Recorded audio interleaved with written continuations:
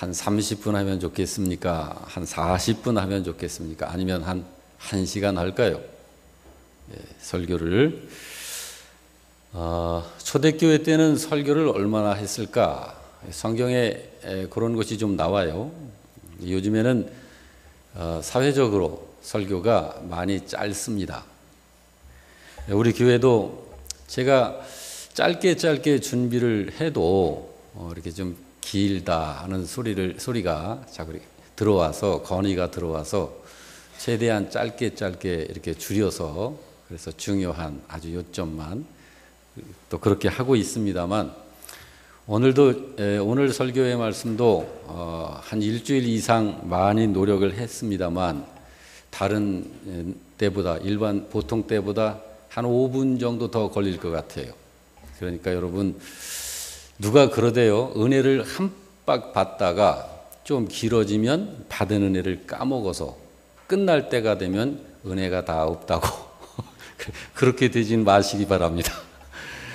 오늘 조금 5분 정도 이렇게 좀 길어질 거예요. 그래도 아마 그렇지 않게 넘어갈 거예요. 오늘 성탄, 예수님께서 세상에 오신 그 이유, 두 번째 말씀을 전해드릴 텐데 은혜 받으시기 바랍니다. 오늘은 성탄일을 일주일 앞둔 날이죠. 일주일 앞뒀습니다. 성탄일이 임박했기 때문에 오늘도 성탄 메시지를 설교할 것입니다.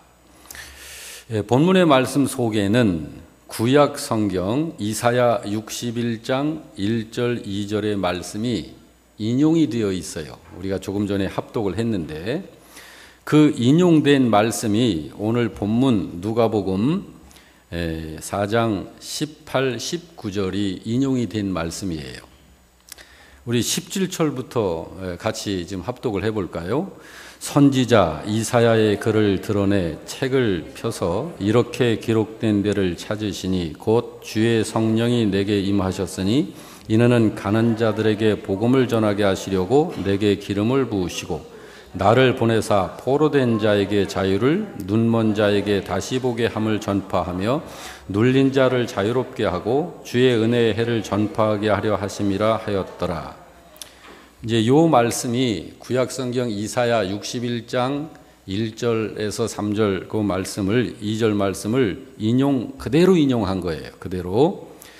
근데 이 말씀이 무슨 말씀인지 아시죠? 여러분 짐작하시죠? 예수께서 이 세상에 오신 이유를 이야기하신 거예요. 성탄하신 이유를 말씀하신 겁니다. 이 말씀을 염두에 두시고 구약 성경 이사야 61장 1절에서 3절까지의 말씀을 제가 좀 읽어 드릴게요. 주 여호와의 영이 내게 내리셨으니 이는 여호와께서 내게 기름을 부으사 가난한 자에게 아름다운 소식을 전하게 하려 하심이라. 나를 보내사 마음이 상한 자를 고치며 포로된 자에게 자유를, 갇힌 자에게 노임을 선포하며 여호와의 은혜의 해와 우리 하나님의 보복의 날을 선포하여 모든 슬픈 자를 위로하되 무릇 시온에서 슬퍼하는 자에게 화관을 주어 그 죄를 대신하며 기쁨의 기름으로 그 슬픔을 대신하며 찬송의 옷으로 그 근심을 대신하시고 그들이 의의 나무 곧 여호와께서 심으신 그 영광을 나타낼 자라 일컬음을 받게 하려 하심이라. 라는 구약 성경 이사야의 말씀입니다. 이건 무슨 말씀인가요? 구약 성경에 기록된 이 말씀은, 이거는 하나님께서 메시아를 보내시겠다는 약속을 주신 예언의 말씀입니다. 이것이 성취되어질 때까지의 시간적 간격은 약 750년입니다. 그러니까 예수님께서 이것이 너희 귀에 오늘 응하였느니라, 성취가 되어졌다고 밝히셨는데 그 인용되어진 구약 이사야 61장의 그 말씀까지 시간거리가 750년 전이에요. 그리고 또 하나 메시아를 보내시는 이유를 동시에 말씀을 해주신 거죠. 그렇습니다. 예수님께서는 당신이 이 세상에 오신 이유를 구약 성경을 그대로 인용하여 말씀을 하신 것입니다. 오늘도 지난주에 이어서 구세주의 성탄하심에 대해 설교를 할 것입니다. 말씀 잘 들으시고 확실하게 알고 믿는 그런 복된 성도 여러분들이 되시기를 바랍니다. 요즘의 크리스마스 풍경을 보자면 거리마다 크리스마스 장식을 많이 해놓죠. 우리 교회도 보니까 2주 전에 이렇게 성탄 장식을 이렇게 하셨어요.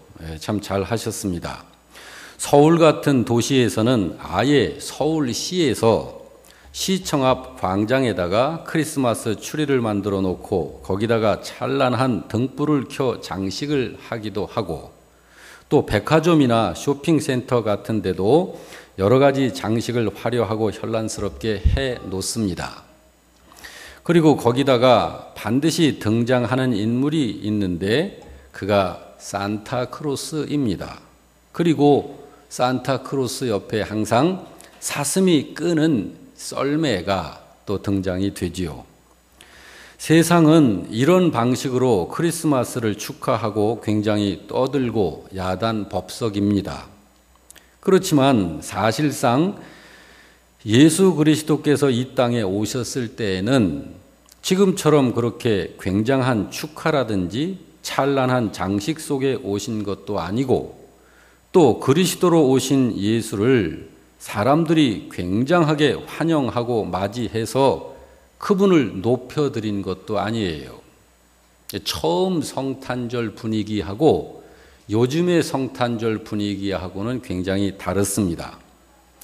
또 그렇다고 해서 사람들이 전혀 그때 탄생하신 예수님을 전혀 환영을 하지 않았나? 그건 또 아니에요. 하나님께서 선택한 사람들 소수가 탄생하신 예수님을 찾아왔었습니다. 그들이 바로 목자들과 동방의 박사들입니다.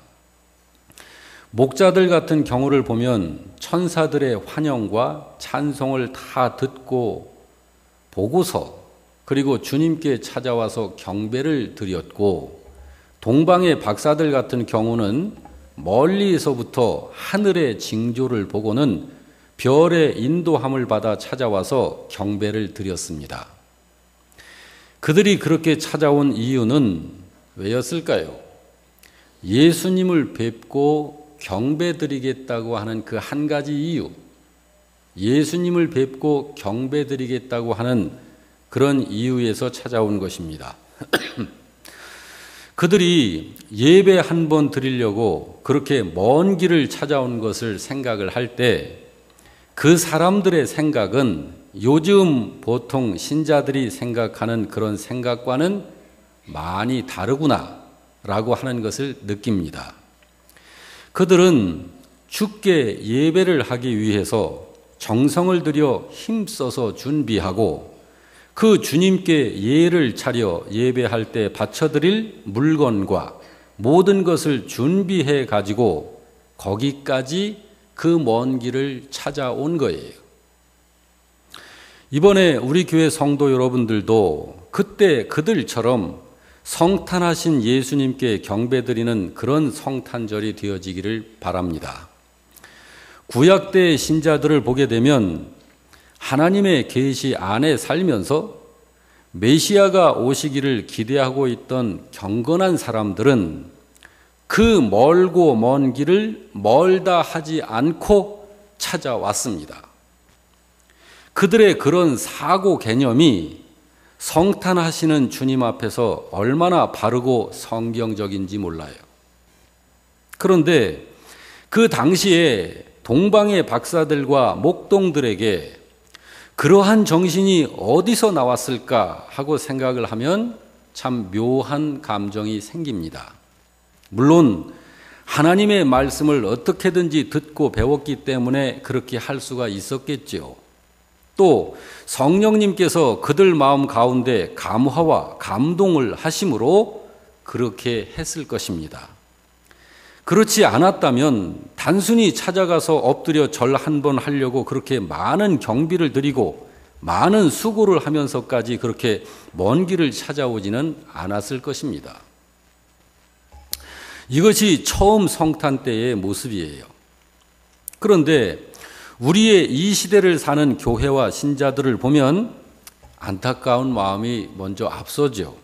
왜 그러냐면 오늘날 신자들의 예배도 그들처럼 그렇게 정성이 들어가야 하는 것인데, 그때와는 달리 요즘은 예배하기가 얼마나 편하게 되어 있습니까? 전부 다 준비가 되어 있는데도 불구하고 주일날 제 시간에 나오는 것조차 제대로 되지 아니하는 이런 모습을 보면 신앙에 있어서 참 타성이 많이 붙었구나라고 하는 것을 보기 때문입니다. 교회의 신자들에게서 이런 모습이 나타나는 것은 우리 주님께서 이 세상에 오신 그 큰 목적을 제대로 이해를 하지 못하고 있기 때문에 그런 현상이 나타나는 것입니다. 그래서 안타깝다 하는 것이에요. 그런데 그런 현대 교회가 그렇게 그런 현상을 보이는 원인이 사실은 그 신자들에게 있기보다는 주로 교회의 목회자들에게 있습니다. 곧 교회들이 그것을 아주 잘못 해석해 가지고 신자들을 딴 길로 끌고 가기 때문에 그렇습니다. 그 잘못 이해하는 경우를 예를 들어 볼 것 같으면 오늘 본문 이사야 61장 1절에서 3절의 말씀을 그대로 인용한 오늘 본문 누가복음 18절 19절의 말씀 같은 경우입니다. 자, 이 말씀을 다시 한번 읽어볼까요? 마음이 상한 자를 시작. 마음이 상한 자를 고치며 포로된 자에게 자유를, 갇힌 자에게 노임을 선포하며 모든 슬픔 자를 위로하되 무릇 시온에서 슬퍼하는 자에게 화관을 주어 그 죄를 대신하며 기쁨의 기름으로 그 슬픔을 대신하며 찬송의 옷으로 그 근심을 대신하시고 그들을 의의 나무가 되게 한다라는 이런 말씀이 있는데, 이 말씀을 가지고 목회자가 우리 주님께서 이 세상에 오신 목적을 이야기하면서 마치 주님께서 이 세상에 오신 그 이유를 이 세상에 억울한 사람, 슬픈 사람, 병든 사람, 괴로움 당하는 사람, 어려움에 처해 있는 사람들을 그 억울함과 슬픔과 괴로움 가운데서 건져내시고 그들이 당하는 아픔을 갚아주시고 그들의 마음 가운데 평안과 행복과 기쁨을 골고루 나누어 주시려고 오신 것처럼 말을 하는 거예요. 오늘날 많은 교회 지도자들이 요구하고 주장하는 것이 뭐냐면 예수께서 이 땅에 오신 것이 이 불평등한 사회를 평등하게 하고 이 괴로운 사회를 행복스럽게 하고 이 슬픈 사회를 기쁘게 하며 이 고통이 있는 사회를 평안하게 만들기 위해서 오신 것처럼 이야기를 하는 거예요. 그리고 그런 사회를 만들어 살기 좋은 세상을 살기 위해서는 누구든지 예수께 나와야만 된다라고 하는 식으로 이야기를 하는 것입니다. 그러니까 세상에 있는 그런 불의한 것들을 제거하는 데에는 예수님이 가장 유일한 해답이 되는 것처럼 이야기를 해서 사람들의 귀를 만족시켜 주는 것입니다. 그러니까 예수를 바라보는 가장 중요하고도 기본적인 본질에서부터 지금 잘못 나가 있는 것입니다. 우리 주님이 이 세상에 오신 가장 큰 이유는 첫째, 많은 사람의 죄를 속죄하기 위해 자기 자신의 몸을 대속의 제물로 내어 놓으시려고 이 땅에 오신 것입니다. 왜 그러냐 하면 악보다도 죄를 해결하는 것이 더 중요하기 때문입니다. 그것이 첫 번째 이유고, 또 이걸 굳이 나눌 이유는 없습니다만은 굳이 이해를 돕기 위해서 논리상으로 좀 설명을 하자면 우리 주님이 이 세상에 오신 또 하나의 이유는 택함 받은 자를 새롭게 재창조해 주시기 위해서 오신 것입니다. 당신의 몸을 대속 제물로 내놓기 위해서 오신 것이고 택한 자를 새롭게 재창조하여 새 사람 만들어 놓으시기 위해서 오신 거예요. 뭐 이 사회를 살기 좋은 사회 만들려고 오신 것이 아니고 고생하고 병들고 아프고 슬퍼하는 자를 행복한 자로 만들어 주시기 위해서 사회운동 하시려고 오신 것 아닙니다. 예수께서 세상에 오신 이유를 마치 좋은 사회 만들어서 살기 좋은 세상 되게 하시려고 그렇게 오셨다고 하는 그런 주장을 하는 사람들 너무 많습니다. 그런 분들이 자꾸 주장하는 말이 있습니다. 죄를 말하기보다는 자꾸 악을 말해요. 여러분, 교회가 죄를 말하는 대신에 악을 자꾸 이야기하는 것이 비슷한 이야기인 것 같고 별 차이가 없는 것 같지만 그것은 많이 다른 것입니다. 죄는 사람이 하나님 앞에 가지고 있는 인간의 부패하고 타락한 자격을 말하는 거예요. 다시 말해서 죄는 하나님께 벌을 받지 않을 수 없다는 모든 인간의 공통된 부패한 자격을 말하는 것이 죄입니다.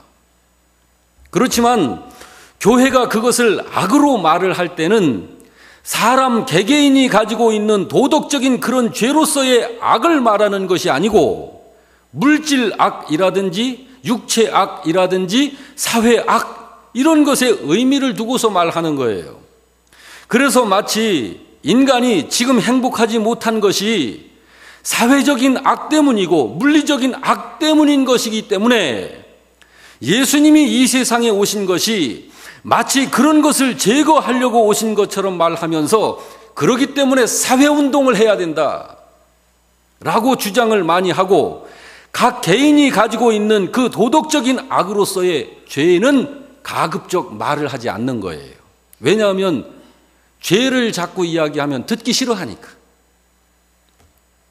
아닙니다. 예수께서 세상에 오신 이유가 그런 것을 위해서 오신 것이 아니에요. 항상 어느 교회든지 신자들의 믿음 상태는 그 교회의 신자들의 믿음 상태는 그 교회의 목회자를 능가할 수가 없기 때문에 목회자가 그런 것을 말하면 신자들은 마치 그것을 복음인 줄로 알고 받아들이는 거예요. 신자가 그런 것을 복음인 줄 알고 받아들이는 것은 원래 우리 주께서 오신 본래의 크신 목적과는 다른 것입니다.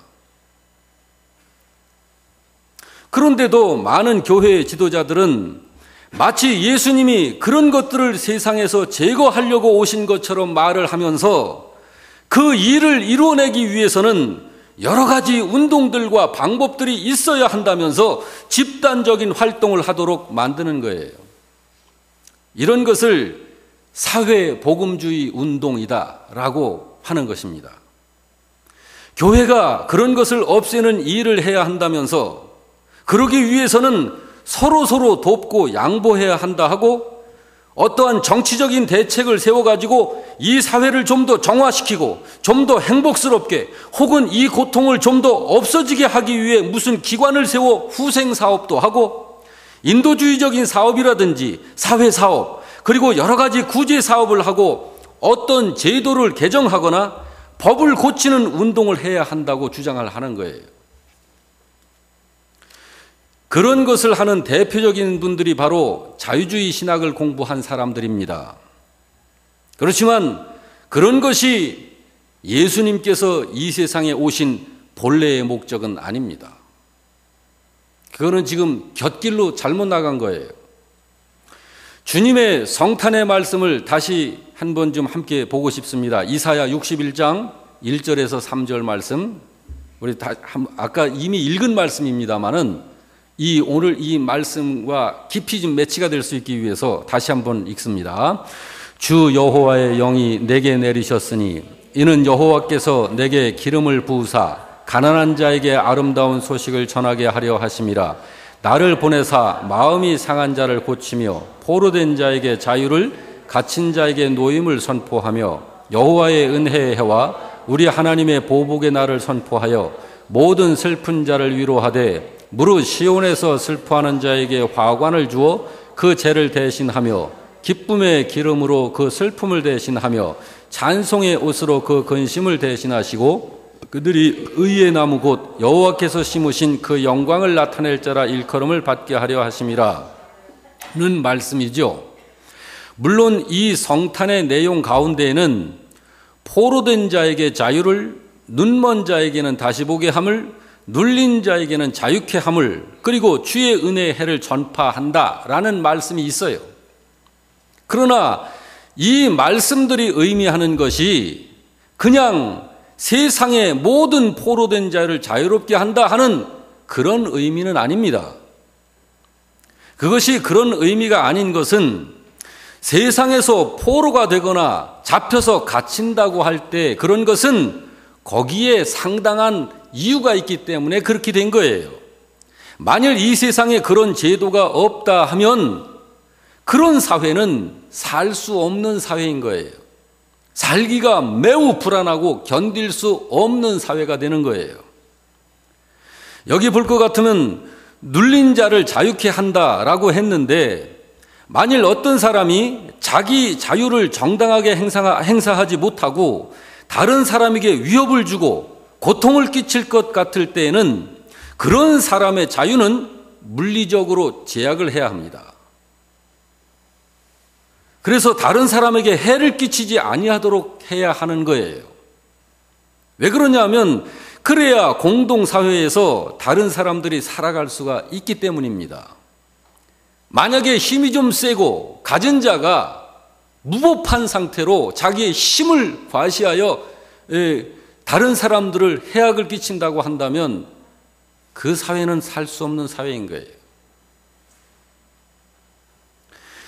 그리고 여기 눈먼 자에게는 다시 보게 함을 준다라고 했는데 여기 눈이 멀었다라고 하는 것은 육신의 눈이 멀었다는 그런 의미가 아닙니다. 마음의 눈을 말하는 것으로서 하나님께서 기회를 주었는데도 그 기회를 정당하게 사용하지 아니하므로 인생의 열매가 무식하고 무지하고 미련스러운데도 그 속에서 그냥 덮어놓고 살고 있는 상태를 말하는 거예요. 그걸 그걸 가리켜서 눈먼 자에게 다시 보게 한다라는 의미로 말씀을 하신 것입니다. 성경에서 포로된 자에게는 자유를, 눌린 자를 자유케 하며 눈먼 자에게는 다시 보게 함을 준다는 말은 그런 사람들에게 그 근본이 되는 결핍들을 없애지 아니하는데도 어느 순간 갑자기 지식이 생기고 지혜가 생기고 꾀가 생겨나도록 한다는 그런 의미가 아닙니다. 성경은 우리들에게 덮어놓고 모든 사람의 소경된 것을 눈뜨게 하고 무지한 것을 열어주시고 지혜 없는 것을 명철하게 하는 것이 아니라는 것을 분명히 가르치고 있습니다. 성경은 오히려 성경은 로마서 1장 28절에 그들이 마음에 하나님 두기를 싫어하며 하나님께서 그들을 그 상실한 마음대로 내버려 두신다고 합니다. 여러분, 마음에 하나님 두기를 싫어하는 사람들을 그들의 그런 부패한 마음 그대로 내버려 두시는 것도 하나님의 뜻 가운데 하나입니다. 다시 말해서 이 세상 사람의 마음과 생각이 어둡고 우매해서 하나님을 거역하고 나아가는 생활에 대해서 하나님께서는 경고를 하시지만 그가 듣지 아니하고 완고하게 자기의 그 길을 갈 때에 하나님께서는 그들을 징벌하시는 의미로서 그냥 그 어둠 가운데 방황하게 하고 불의 속에서 그냥 매진하도록 놔두어 버리시는 거예요. 그것이 로마서 1장이 말씀하는 말씀의 내용입니다. 우리는 그런 사람들을 그 매인 것으로부터 해방시키고 자유롭게 했을 때의 결과가 어떻게 될 것인지를 생각을 해야 하는 거예요. 그냥 무조건 풀어주고 무조건 용서하고 무조건 도와주는 게 아닙니다. 그렇게 하지 아니할 때 항상 그릇된 판단을 하기 쉬운 거예요. 다시 말씀합니다마는 우리 주님께서 이 세상에 오신 것이 그런 거 하시려고 이 세상에 오신 것 아닙니다. 주님이 성탄하신 가장 큰 목적은 아까도 말씀했습니다마는 첫째, 먼저 사람 개인의 죄를 속하시기 위한 제물로 오신 거예요. 제물 되시려고. 두 번째는 그래서 그 속죄함을 통해서 죄를 용서받은 그 사람을 한 인간으로서, 신자의 한 사람으로서 하나님 앞에 서 있는 상태에서 새 창조된 하나님의 자녀의 상태로 상승시켜 놓으시기 위해서 오신 것입니다. 이렇게 해서 그 사람의 환경이나 사회적인 위치나 상태가 금방 변화되는 것은 아닐지라도 하나님께서 예수 그리스도를 보내신 그 목적이 그 사람 개인에게 먼저 적용되면 적용된 그 시간부터 그는 속죄함을 받은 사람이 되고 동시에 하나님 앞에서 하나님의 자녀라는 새로운 자격과 상태로 새롭게 창조되는 것입니다. 그래서 과거에는 하나님 앞에 죽어있던 사람이 이제는 하나님 앞에 참으로 살아있는 사람으로 완전히 바뀌어지게 되는 것입니다. 고린도 후서 5장 17절이 그것을 말씀한 거예요. 우리 한번 다 같이 읽어볼까요? 그런즉 누구든지 그리스도 안에 있으면 새로운 피조물이라 이전 것은 지나갔으니 보라 새 것이 되었도다. 비록 지금 그 사람의 육신이 그대로 있는 것 같고 그 사람의 영혼의 작용도 옛날이나 다름없이 그대로 작용을 하고 있지만 그 사람에게는 새로운 생명이, 다시 말해서 영원한 생명이 주어져 있는 것입니다. 그 사람이 바로 우리들이에요. 그 사람이. 그래서 그 영원한 생명에 의해서 그 사람 자체가 새로운 생명을 삶으로 나타내기에 적응하는 몸으로 조금씩 고쳐져 가는 것입니다. 다시 말해서 그 사람에게 주어진 새로운 생명에 의해서 여러분과 제게 그 하늘의 영원한 생명을 받았지 않습니까? 그 받은 그 생명에 의해서 지금 우리의 육신이 아직 그대로 있고 나의 영혼의 기능도 새로 만들어진 것은 아니지만 그 사람에게 주어져 있는 그 새로운 생명에 의해서 그 사람이 점점 새로운 생명을 나타내기에 적응하는 사람으로 고쳐져 나간다. 그래서 이제는 조금씩 그 새로운 생명을 나타내기에 합당하도록 영혼의 기능을 발휘해가는 모습이 그 사람들에게서 있는 거예요. 이렇게 예수님께서 오신 것은 첫째, 믿는 사람으로 하여금 피해갈 수 없는 죄에 대한 형벌을 면제받도록 하기 위해서 예수님이 당신 자신의 몸을 믿고자 하는 자를 대신해서 형벌을 받는 제물로 내놓기 위해서 오신 것이고, 둘째는 바로 그에게 그리스도의 생명과 똑같은 새 생명을 내려주시기 위해서 오신 것입니다. 그래서 신자가 그 생명에 의해서 새로운 인격을 발휘하게 될 때에 영혼의 기능이 차츰 거기에 더욱 적응하여 발전해 나가는 것이고, 그렇게 해서 그 사람이 새 사람으로 예수님을 닮아 장성해 가는 것입니다. 이것이 우리들이 매일매일 매주 조금씩 성장해 가는 모습이 바로 그 모습인 것입니다. 그렇게 해가지고 하나님께서 사람을 처음 만드신 그 본래의 목적이 거기서 완성으로 이루어지게 되는 것이고, 그런 의미에서의 바로 그 거룩한 교회를 이 세상 위에서 이루어내시려고 주님은 육신을 입고 이 세상을 찾아오신 것입니다. 할렐루야. 그것이 예수님이 성탄하신 이유예요. 근데 그런 이유는 그냥 뒤로 슬그머니 감춰놓고 그저 인간적인 욕구, 사회적인 욕구, 저 하늘에 있는 것에 대해서는 그냥 이렇게 문을 닫아놓고, 그것은 현대 교회 중에 많은 교회 지도자들이 많이 지금 잘못 가고 있는 것입니다. 조금 더 말씀을 좀 전해드리겠습니다. 이 세상이라는 땅 위에 성탄하신 그 주님에 의해 세워진 교회가 나타나는 모습은 이제 주님께서 성탄하셔서 그분에 의해서 그분이 세워내신 그 교회가 이 세상 가운데서 어떤 모습으로 나타나지느냐, 그거는 이런 빌딩으로 나타내지는 그런 것들로 우리가 이해하면 곤란하고요. 이것은 진정으로 믿는 신자들의 생활로 나타나는 것입니다. 생활로.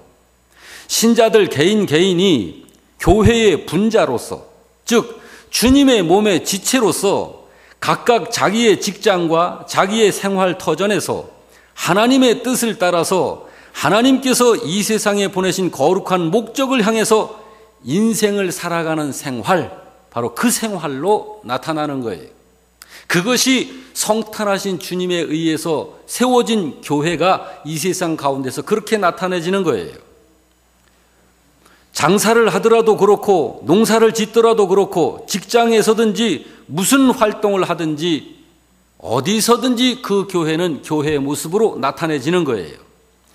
많은 신자들이 하나님의 영광 하면서 그 하나님의 영광이라는 것을 잘못 생각해가지고 교회에 모두 모여서 찬송하는 것이 가장 훌륭한 영광이고 예배를 보는 형식을 취하는 것이 훌륭한 영광이 되는 것이라고 생각을 해가지고 마치 개인이 시장에 앉아서 물건을 파는 것은 별 가치가 없는 일이고 하나님께 영광이 되지 않는 것으로 생각을 하는데 그렇지 않습니다. 신자가 매일매일의 생활을 하는 데 있어서 하나님의 영광을 나타내지 못한다면 비록 그것이 예배를 한다고 할지라도 그것은 자기를 위해서 하는 것밖에는 되지 않는 것이고 세상을 위해서 사는 것밖에는 되지 않는 것입니다. 신자가 이 세상을 위해서 살고 자기를 위해서 산다고 하는 것은 주님께 속한 사람으로서의 생활이 아닙니다. 오해를 하지 말아야 할 것은 혹시 그리스도의 제자가 되려면 반드시 모든 것을 버리고 꼭 종교적인 직업을 가져야만 하는 것으로 생각을 한다든지 또는 날마다 예배하는 형식으로 사는 생활에 가까울수록 훌륭한 믿음이고 또 경건한 삶이나 되는 것처럼 생각을 한다면 그것은 그릇된 생각을 하는 것입니다. 물론 우리가 하나님 앞에 나오는 것과 하나님께 예배하는 것은 가장 중요한 일이고 또 우선해야 하는 일입니다. 그렇지만 주님께서 우리들에게 분부하신 일을 충실하게 행하지 아니하고 그저 예배당에 와서 매일 예배만 드린다고 해서 그게 훌륭한 것은 아니라는 말입니다. 세상에서 우리들이 해야 할 일들이 얼마나 많습니까? 그런 것 역시 중요한 일이다라는 말입니다. 먹고 입는 것으로도 하나님께 영광을 돌려야 하는 것이에요. 우리가 지금 이 세상을 살고 있기 때문에 밥을 먹어야 하고 옷을 입어야 하는 것이 당연한 것입니다. 주님께서는 우리를 밥도 안 먹고 옷도 안 입고 살 수 있는 그런 존재로 만들질 않으셨습니다. 그러므로 밥을 먹기 위해서 먹을 것을 장만하는 일이라든지 옷을 입기 위해서 의복을 장만하는 일, 추위와 더위를 가리기 위해서 또 안정된 생활을 가족들이 살기 위해서 또 생명을 보호하기 위해서 필요한 나의 집을 장만하고자 하는 그런 일은 사람으로서 주님 앞에서 자기를 유지하여 살면서 하나님의 그 거룩한 영광을 나타내기 위해서 반드시 필요한 일들인 것입니다. 그러므로 우리 신자들이 사회에 나가서도 근면 성실하게 일을 해야 하는 거예요. 고린도전서 10장 31절을 보면 우리들이 알 수 있습니다. 뭐라고 말씀하고 있나요? 다 같이 그런즉 너희가 먹든지 마시든지 무엇을 하든지 다 하나님의 영광을 위해서 해라. 여러분, 먹는 문제, 입는 문제, 집 문제, 자녀 교육 문제 이런 것들이 신앙의 여벌이 아니에요. 그런 것 자체도 하나님의 영광이 되는 직접적인 일인 것입니다.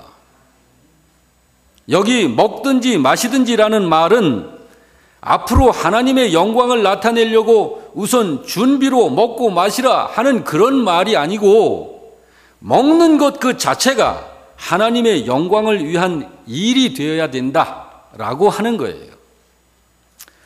조금 더 이해하기 위해서 좀 보겠습니다. 여러분, 어떻게 하면 우리의 먹는 것과 마시는 그 일 자체가 하나님께 영광이 되는 걸까요?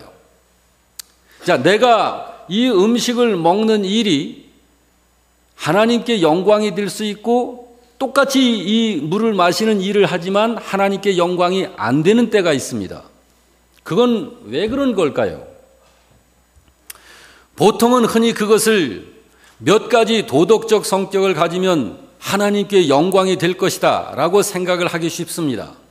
예를 들자면 장사를 하는 사람이 하나님의 사람답게 점잖게 장사하고 정직하게 장사하고 또 부당하게 하지 않는 그런 도덕적인 방법으로 장사를 한다면 그것이 하나님의 영광을 위하는 일이 된다라고 생각을 하게 될 텐데 사실은 안 그렇습니다. 그런 것은 그리스도인들만 그렇게 할 수 있는 것도 아니에요. 도리어 그리스도인이 아닌 사람일지라도 생각이 좀 있는 사람이라면 그런 정도는 누구나 얼마든지 다 하는 것입니다. 그런 게 아니고 이유입니다. 동기입니다. 동기. 예를 들자면 저 사람이 장사를 왜 하느냐 하는 것입니다. 우리가 장사를 하는 이유가 우리가 먹는 이유가 내가 집을 장만하려는 이유가 내가 옷을 장만하려고 하는 이유가 하나님의 그 크신 계획과 뜻을 위해서라면 그래서 하나님의 그 계획을 위해서 우리가 먹고 마시는 것이라면 날마다 하는 여러 가지 사소한 일들 전체가 하나님의 계획, 그 하나의 목적을 향해서 진행되는 생활이 되는 것이고 그것 그 자체가 하나님께 영광이 되는 것입니다. 비록 그 목적을 품고서 일상의 모든 일을 하는 바로 그런 사람을 성경은 새 사람이다. 바로 그런 사람을 새 사람이다라고 하는 것입니다. 그래서 성경은 말씀합니다. 골로새서 3장 10절에 다 같이 읽습니다. 새 사람을 입었으니 이는 자기를 창조하신 이의 형상을 따라 지식에까지 새롭게 하심을 입은 자다라고 말씀을 하는 거예요. 여기 그것이 지식에까지 새롭게 하심을 입은 것이다라는 이 말은 그 새 사람의 삶이라고 하는 것이 바로 예수로 인한 새로워진 성품에서 인격적인 생활로 나오는 것이다 라는 말입니다. 그것이 바로 지으신 자의 모양을 좇은 그런 새 사람의 형상이다 라고 하는 것입니다. 그렇습니다, 여러분. 바로 그 인격적인 삶으로 나오는 그 삶이 장사하는 사람은 장사하는 데서 나타나는 것이고 농사 짓는 사람은 농사 짓는 데서 나타나는 것이고 각자 무엇을 하든지 일하는 그 자리에서 인격적인 여러 면이 드러나게 되는 것입니다. 그렇지를 못하고 그 인격적인 삶이라고 하는 것이 그저 신자이기 때문에 장사를 할 때 정직하게 장사를 해야 한다라든지 또 무엇을 할 때 근면하게 부지런히 해야 한다든지 하는 그런 몇 가지 도덕적인 덕행을 거기다가 덧붙여 가지고 그렇게 해야 하나님께 영광이 된다라고 하는 것은 그건 틀린 말입니다. 그 사람 전체의 생활 기조가 그리스도로 말미암은 새로운 생명이 그를 통해서 구체적으로 모든 생활 속에서 표현이 되어지고 있는 것, 그것이 교회의 진정한 교회의 모습입니다. 그것이 신자가 그렇게 살 때 비로소 그저 단순히 몇 가지 덕성이 아니라 그리스도적인 성품이 그 전체의 삶 속에서 드러나게 되는 것입니다. 거기에는 지식도 있고 지혜도 있고 정성도 있고 아름다운 것도 있고 관대함도 있고 참는 것도 있고 아름다운 것도 있고 관대함도 있고 참아내는 인내하는 것도 있고 여러 가지가 전부 다 그 속에 있는 거예요. 그렇습니다. 성령님으로 말미암아 되어진 새 인격이라는 것은 어떤 도덕적인 조건 하나하나를 들어가지고서 거기에 맞추어서 사는 것이 아니고 그 사람이 세상살이를 해나가는 동안 여러 가지 면에서 그 사람 자신을 통해서 드러나는 거예요.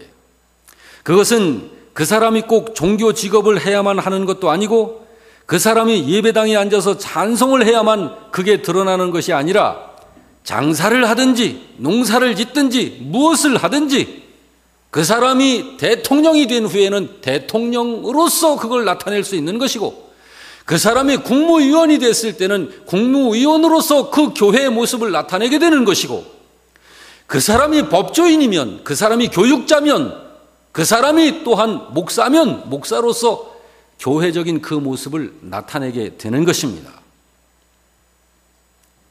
그 사람이 생활하는 모든 삶 가운데서 그 새 사람으로서의 인격이 드러나는 것입니다.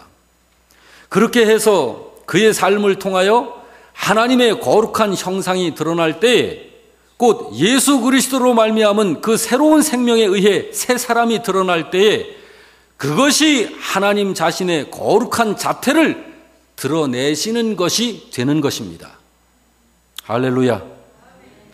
그래서 먹든지 마시든지 무엇을 하든지 그때 나타난 그 인간 자체라는 것이 하나님께로부터 지음받은 바 그 새 사람의 모습이 삶으로 나오고 있다면, 그것이 바로 하나님의 영광을 드러내고 있는 것입니다. 신자가 하나님의 영광을 나타내는 생활이라는 것은 교회에 속한 사람으로서 그리스도의 지체다운 의식을 가진 마땅한 삶입니다. 그것은 그의 생활 전체에서 그리스도의 생명이 발휘되는 것을 말하는 거예요. 그리스도의 생명이 나의 하루 24시간 전체, 나의 일생 한평생 전체를 통해서 그리스도의 생명이 나의 생애라고 하는 것을 통해서 발현되어지는 것, 그것을 말하는 거예요. 이렇게 하나님의 거룩한 통치를 받으면서 그 사람이 살고 있다는 것은 그가 하나님의 백성으로서, 하나님의 자녀로서 하나님의 택하심을 입고 하나님께서 사랑하셔서 주장해 주시는 사람으로서의 확실한 생활이 있다라고 하는 것을 증명하는 것입니다. 그런 것을 먹는 데서도 볼 수가 있는 것이고, 장사하는 데서도 볼 수 있는 것이고, 직장 생활에서도, 또는 군대를 가면 군대에서도, 또 사업을 하는 분들에게 있어서는 사업을 하는 데에서도, 또 국가대표 운동선수다라고 할 때는 운동을 하는 데서도 그 모습이 나오는 거예요. 누가 누구를 만나서 대화를 한다라고 할 때 그 대화 속에서도, 인생으로서의 삶을 살아가는 어떤 면에서도 구원받은 하나님의 자녀로 그리스도의 통치를 받고 있는 진정한 신자라고 한다면, 그 새 생명의 모습이 그의 전 인격적인 삶을 통해서 그의 모든 삶에서 나타나고 보여지게 되는 거예요. 그것이 성탄하신 그리스도에 의해서 세워진 교회의, 이 세상에서 나타나지는 교회의 모습인 것입니다. 몇백억 들여서 예배당을 지어야 주님이 이 세상에 오신 성탄의 목적이 더 크게 이루어진다, 그런 것이 아니에요.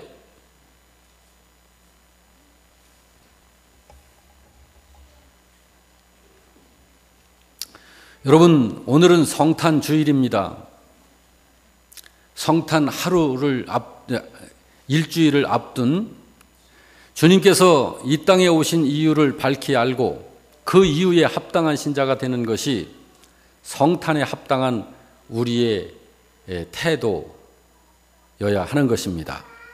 주님께서 오신 것은 믿는 사람으로 하여금 피해갈 수 없는 죄에 대한 형벌을 면제받도록 하기 위해서 예수님 그분 자신이 친히 온갖 나쁜 죄를 저질러 버린 우리들을 대신하여 제물되기 위해서 오신 것입니다. 그리고 그에게 그리스도의 생명과 똑같은 새 생명을 선사하시기 위해서 예수님이 오신 것이에요. 그래서 우리가 그 생명에 의해서 새로운 인격을 발휘하여 우리 영혼의 기능이 차츰차츰 예수님을 닮아가는 것에 적응하여 발전해 나아가는 삶을 살아야 하는 것입니다. 그것이 성탄절에 합당한 신자의 모습입니다. 오늘 말씀은 모두 전했습니다. 성탄을 그저 어린아이들, 중고등부 아이들 또 우리 기관들이 모여서 뭐 발표 준비해서 한번 기쁘고 박수치고 웃고 맛있는 거 먹고 여기에서 성탄이 의미가 있는 것이 아니고 우리가 어떤 사람들인지를 알기 때문에 그리고 주님께서 이 세상에 오셔서 우리에게 끼친 그 은혜가 어떤 것인지를 알기 때문에 우리들이 감사해서 주님 앞에 우리들이 재롱을 좀 떠는 것뿐이고 그것은 성탄하신 그분의 이유는 당신이 여러분과 저 같은 택함받은 자를 대신하여 희생 제물로 당신의 몸을 내놓으시기 위해서 오신 것이고 그래서 믿는 여러분과 저에게 예수 그리스도께서 가지고 계신 그 참 생명을 모두 소유할 수 있도록 그 생명을 주시기 위해서 예수님이 오신 것입니다.